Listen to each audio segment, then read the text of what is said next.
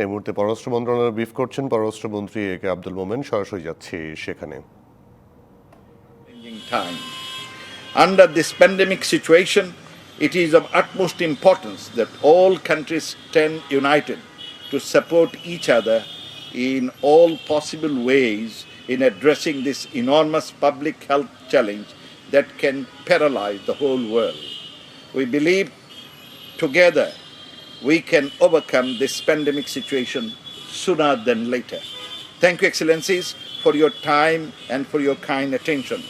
Joy Bangla, Joy Bangabandhu, long live Bangladesh, long live our friendship. Thank you. Open the floor. So if anybody has any questions, the floor is open now. And we have microphones available here. Thank you. Yeah. Microphone. Thank you very much, Dr. Nolan. That was very interesting, very absolutely take the message on board. Could I ask a particular question about the Rohingya camps? Because there is a vulnerable population in the Rohingya camps. Could I ask what is being done? First of all, what is being done to ensure that the Rohingyas have access to the sort of care that might be needed? And could I secondly ask about the NGOs there who are providing care to the Rohingyas? Because I understand that there are some issues there. And it would be very good to know that every possible resource is being made available in that. Social welfare ministry is taking care এবং যত influx না হয় further we have spent in the. Thank you, Excellency, the High Commissioner. For the Rohingya camp, I'm told by our Secretary Health that adequate measures have been taken by our Social Welfare Ministry so that this particular virus don't go up there, and no one mingle with them. No one coming from abroad mingle with them, so that to stop the spread of this particular disease. Till today, it is not anywhere near the Rohingya camp. Yeah. Give the microphone to her. Thank you very much. A minute. Hello? Hello? It doesn't work. Oh, now it works. Thank you very much. You have magic, so it worked. Okay. I just had a question regarding, you said there are 5 cases confirmed so far.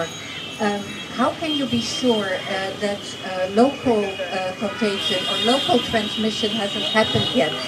I think this is precisely the question we are grappling with in Europe, and look at the results. So, if there is local contagion, what are the long-term plans for this government? And we're very keen to have your reply. Thank you. Thank you, Excellency. We have till today 8 of them. The first 3 out of 3, 2 came from Italy, and then we had another 2. Both of them, one came from Italy, another from Germany. So totaling 5. Out of 5, 3 have gone home.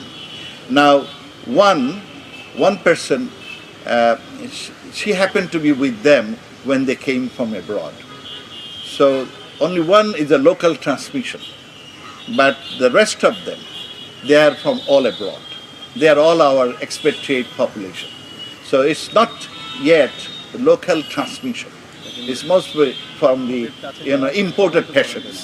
So far we are lucky, but currently to protect our the nationals, we have imposed a restriction on international flights, particularly from those countries where it is heavily infected. From those countries we have basically stopped the passengers, particularly the airlines. And the people, those are coming, we are doing home, the quarantine, and even the family. Now, another issue is when someone came from Italy, in the same flight there are other people, another say 100 people. We have quarantined them also. We took initial the medical treatment, and then we quarantined them. Oh yes. Thank you very much. A small follow-up question.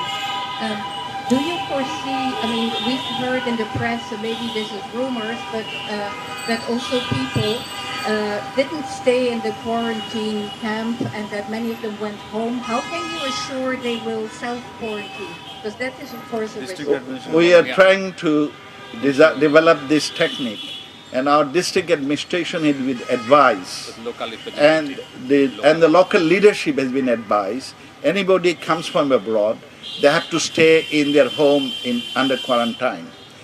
If anybody gets out, we are giving some incentive to the local people, their relatives and others, to let us know. Yesterday, one of those guys came out of his house, and therefore our local magistrate fined him and put him back in the quarantine. law enforcement. So we'll enforce it, Law enforcement and agencies we will be very soon. We will be enforcing very strictly. The law enforcement agencies have been alerted, and they know about it. If I may just add, Honorable Minister, if you can allow. Yeah. For all incoming passengers, we are asking them to fill up a self-declaration form with their local address, telephone number, and the seat number along with the aircraft, the number from where they're coming, so that we can trace people. If I'm infected, if you are sitting next to me, authorities can find you out. So the people who actually fled, we can trace them back. So we have started giving those lists, numbers, details to the local police administration and the local administrative authorities to trace them back and making sure they self-quarantine. Yeah. Thank you very much, Mr. Minister. If my understanding is correct, you added this health certificate requirement for entry as well as for the issuance of visa.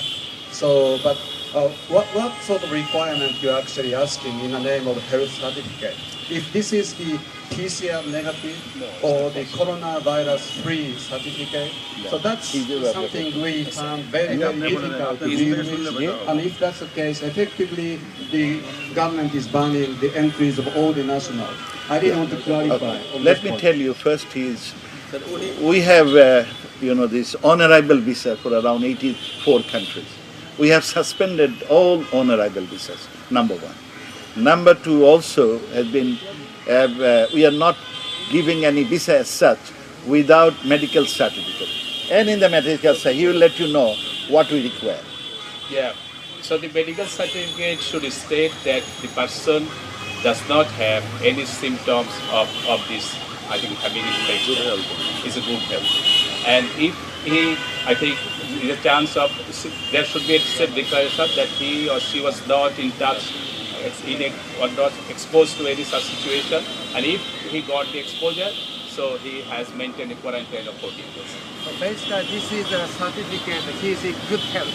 Yeah. He's in good Basically so. No symptom of having coronavirus. Yeah, but that's a bit of difference. So No I PCR. think there's a bit of difference between the certificate of somebody being healthy or somebody is coronavirus-free, coronavirus-related symptom-free. But there's a very fine line, but I think there's a distance between them. So that's why I'm asking you to clarify this. So even among airline companies, I think your policy needs to be thoroughly shared with. Otherwise, that will be the source of confusion for incoming travelers. Okay, we will ensure that, because I think to investigate whether he or she is not corona-free is very difficult. Is a lot of investigation, PCR is not feasible. So we will focusing on whether he is in good health, whether he was not exposed to, if exposed, whether he maintained the quarantine, and is there any signs, symptoms of coronavirus infection, etc. Exposed in last 28 days, whether he has visited any of these countries where there is heavy infection in the last 28 days. So more than 14, double the quarantine period.